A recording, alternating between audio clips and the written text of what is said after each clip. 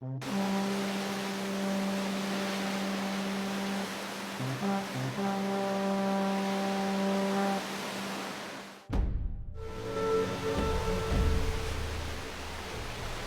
originally was a center for the trade in timber and gold. It was later used in the transatlantic slave trade. Other Ghanaian slave castles include Elmina Castle and Fort Christiansborg. They were used to hold slaves before they were loaded onto ships and sold in the Americas, especially the Caribbean.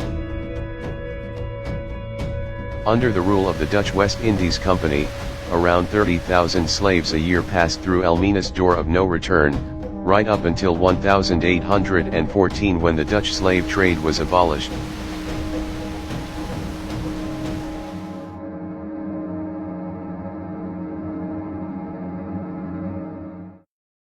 I'm Rabbi Kohen Netanya Halevi.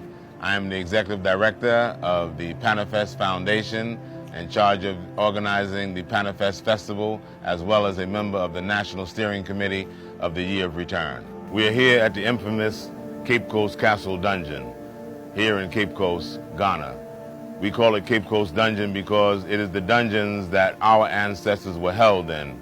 Millions of Africans were held in the dungeons in the bottom of this here fort and taken away from here in slave ships.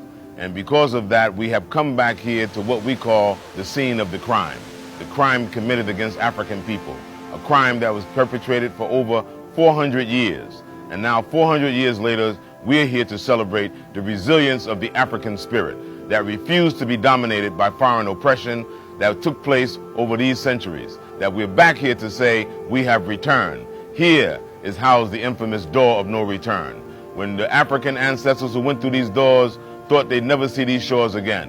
And certainly the perpetrators who brought them through these doors thought that they would never see this continent again. But by the grace of Almighty God, we have returned in this year of return.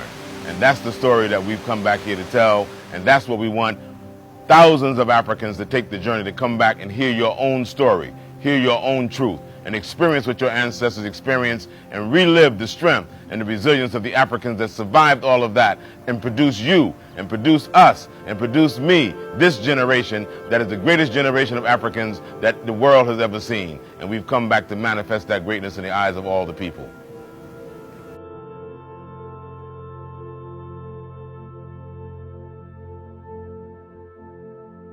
I'd like to invite and encourage all Africans in the diaspora to come home to Mother Africa. That's what this year of return is all about.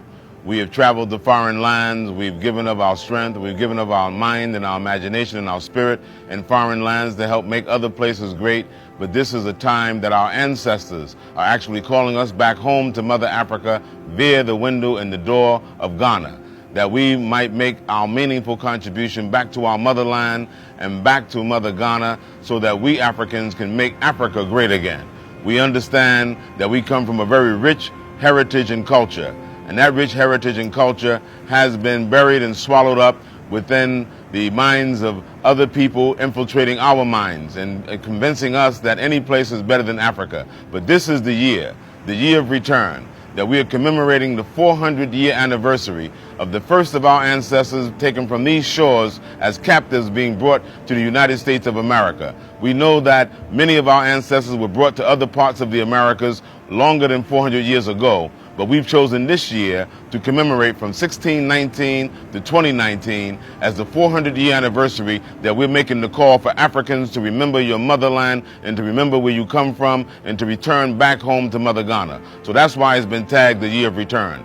The President of the Republic of Ghana, Nana Addo Dankwa Akufo-Addo, launched in the United States of America in September 2018, the Year of Return, inviting all Africans of the diaspora, whether you're part of the historic diaspora of those who left these shores and left the dungeons on the west coast of Africa and traveled on the hulls of slave ships and arrived in foreign plantations abroad, or whether you're part of the new diaspora that left here 1 or 2 generations ago. The time is for Africans to join together and come back to Mother Africa and make Africa our priority. It is not until Africa is lifted up that Africans will enjoy the respect that we need as African people.